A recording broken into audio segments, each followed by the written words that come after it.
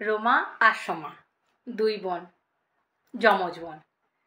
রোমা ছিল যতটাই ভক্তিমতী বুদ্ধিমতী, সোমা ছিল ঠিক তার উল্টো। ঈশ্বরকে একদম বিশ্বাস করতো না, একদমই না। সে একেবারে নাস্তিক। কিন্তু এটা নয় যে সোমার অনেক বড় বাড়িতে বিয়ে হয়েছে, সে সুখী, মানে প্রচণ্ড হ্যাপি, আর রোমা ঈশ্বরকে বিশ্বাস করে না বলে সে সুখী নয়, হ্যাপি নয়, তা কিন্তু নয়। রোমার হাজব্যান্ড স্মার্ট, সুন্দর, অনেক ভালো একটা সার্ভিস করে। রোমার বাড়িতে গাড়ি বাড়ি টাকা সম্পত্তি সবই আছে, শুধু মনে নেই তার ভক্তি, ঈশ্বরের প্রতি ভক্তি। এইবার তার বোনের বিয়ে হয়েছে, মানে সোমার বিয়ে হয়েছে নৈহাটির মা যেখানে থাকেন বড় মা কালী, সেইখানে। সে নিজেকে ভীষণ প্রাউড মনে করে যে আমি এত মাকে মানি, মা ঠিক নিয়ে এসে তার চরণের কাছে আমাকে রেখে দিয়েছে। আমি ভীষণ হ্যাপি, আমি ভীষণ খুশি, কারণ সে খুব ভক্তিমতী। তাতে কোনো, রোমার কিন্তু তাতে কোনো সমস্যা নেই, সে মানেই না এসব জিনিস। তো সোমার যেহেতু নৈহাটির বড় মা কালীর কাছে বিয়ে হয়েছে, ওই জায়গায় বিয়ে হয়েছে, তখন সে যতবার কালী পুজো হয় ততবার সে নিজের ছোট বোনকে ফোন করে, আয় এইবার আয়, একবার দেখে যা, তোর মা কালীর মুখটা দেখলেই ভক্তি হবে রে, তুই একবার আয়। কিন্তু রোমা, বলেছি একদমই সে বিশ্বাসী নয়, ঠাকুরের প্রতি একদমই সে বিশ্বাসী নয়। সে কোনো না কোনো একটা বাহানা দেয়, আমার মাথায় ব্যথা করছে, আমার পেট ব্যথা করছে, এবার আমার পায়খানা হয়েছে, এবার আমার এই হয়েছে, ওই হয়েছে, সেই হয়েছে। সে কোনোবারই যায় না, মানে একটা মিথ্যা কথা সে বলে।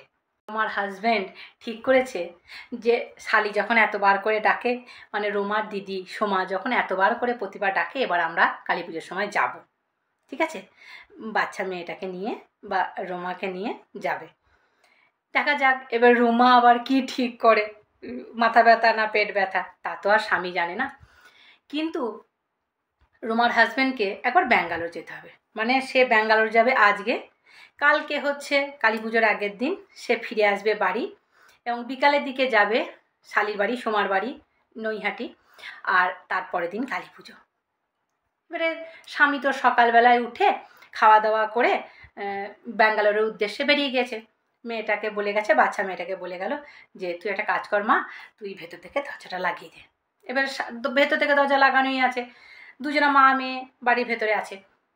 এবারে হয়েছে কি, সোমা অনেক, মানে রুমা অনেক কিছু জামা ছাদে মেলেছিল, একসঙ্গে কাঁধে করে আনছে। আনতে আনতে অনেকগুলো সিঁড়ি আসার পর একদম নিচের একতলায় যে চাতালটা আছে সেইখানে সিঁড়ির মধ্যে এমন করে পাটা লেগেছে, একদম মচিয়ে গেছে।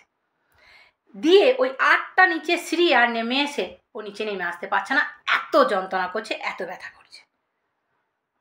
ও মনে মনে করছে পা মনে আমার ভেঙে গেছে। এবারে যখনই ও মা গো করে বসে গেছে, ওই বাচ্চা মেয়েটা, মানে রুমার 10 বছরের বাচ্চা মেয়েটা দৌড়ে এসছে মায়ের কাছে, মা কী হলো, মা কী হলো? তখন বলছে মা এই জামা কাপড়গুলো উপরে রেখে আয় তো, ঘরে রেখে আয় তো, আমার মনে হচ্ছে পাটা মুচিয়ে গিয়ে ভেঙে গেছে। দেখতে দেখতে পাটা এত ফুলে গেল, মানে পুরো পাটা ফুলে গেল। তখন মেয়েটা তো 10 বছরের মেয়ে, সে কোনো মতেই মাকে নামিয়ে খাটের মধ্যে বা সোফার মধ্যে নিয়ে আসতে পারবে না। তো রোমা বললো আমি এইখানেই বসছি, বুঝলি মা?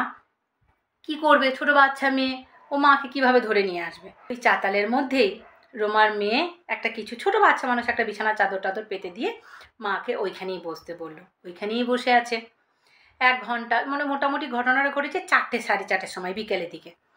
তখন 6টা সাড়ে 6টা হবে, হঠাৎ করে মানে ডোরবেল বেজে উঠলো, ডিং ডং ডোরবেল বেজে উঠলো। তখন মেয়েটাকে বলছে মা তুই কিন্তু দরজাটা খুলিস না, দরজাটার যে একটা ইয়ে আছে না, দরজাটার মধ্যে একটু ফাঁক করে দেখ কে, খুলবি না কিন্তু। বলে ঠিক আছে। তখন মেয়েটা চিৎকার করলো মা বাবা এসছে। বলে বাবা এসছে কি রে, তোর বাবা তো আজকে সকালবেলায় ব্যাঙ্গালোরের উদ্দেশ্যে বেরিয়ে গেছে, ও তো বলেছে কালকে দুপুরের দিকে ফিরবে, তো এত তাড়াতাড়ি ফিরে চলে এলো।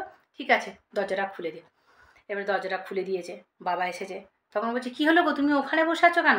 বলছে আর বলো না, জিনিসপত্র আনতে গিয়ে আমার পাটা এমনভাবে মচকে গেছে। তখন ওর হাজব্যান্ড দেখছে পাটা এতটা ফুলে গেছে। এবারে হাজব্যান্ডটা মানে রোমাকে কোলে করে তুলে নিয়ে এসে খাটের মধ্যে রেখেছে। এবারে রান্না বান্না, খাওয়া দাওয়া, মেয়েকে পড়ানো, বাসন মাজা, রান্নাঘরের বাসন মাজা, খেতে দেওয়া, মশারি টাঙানো, সব রোমার হাজব্যান্ড এভরিথিং করেছে। করে টরে নিয়ে বলছে দাঁড়াও, রোমার বর না একটু ওই গাছগাছালা মানে দিয়ে ওই কাটাকুটি, ফেটে গেলে ভেঙে গেলে এসবও ট্রিটমেন্ট করতে পারতো। তো বললো দাঁড়াও, এবারে পাতা টাতা কিসব টিসব নিয়ে এসে রোমার পাটা ভালো করে বেঁধে দিয়েছে। এবারে রাত হয়েছে, যথারীতি সব খেয়ে দিয়ে শুয়েছে, রোমা ঘুমোচ্ছে, কোলের কাছে ছোট বাচ্চা মেয়েটা ঘুমাচ্ছে। এবারে হঠাৎ করে মানে টেলিফোনের ক্রিং ক্রিং আওয়াজে রোমার ঘুম ভেঙে গেছে। ফোনটা ওঠাতে গিয়ে দেখছে তার পায়ে কোনো রকম কোনো ফোলা নেই, ব্যথা নেই, কিচ্ছু নেই। তখন রোমা ভাবছে আমার হাজব্যান্ড এত ভালো গাছগাছালি।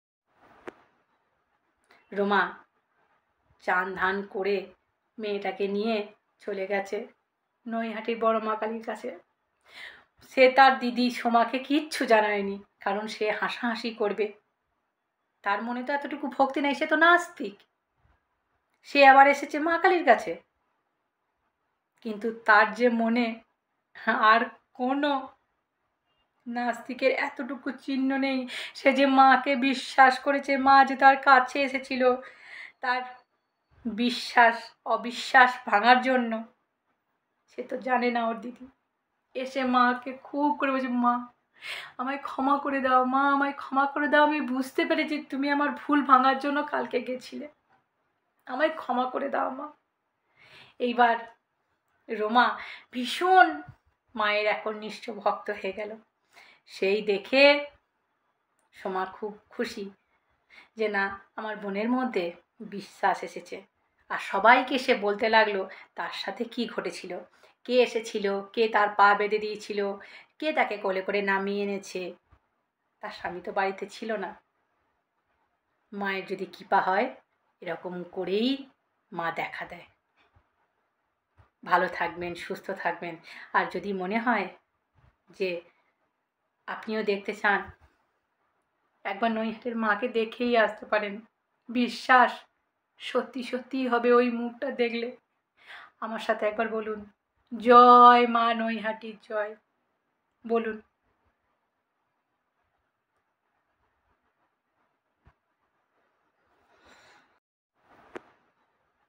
রোমা চান ধান করে মেয়েটাকে নিয়ে চলে গেছে নৈহাটির বড় মা কালীর কাছে।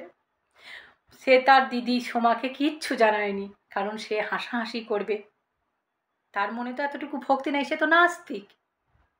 সে আবার এসেছে মা কালীর কাছে, কিন্তু তার যে মনে আর কোনো নাস্তিকের এতটুকু চিহ্ন নেই।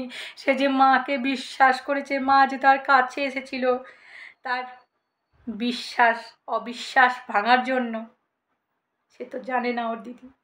এসে মাকে খুব করে বলছে মা আমায় ক্ষমা করে দাও, মা আমায় ক্ষমা করে দাও, আমি বুঝতে পেরেছি তুমি আমার ভুল ভাঙার জন্য কালকে গেছিলে, আমায় ক্ষমা করে দাও মা।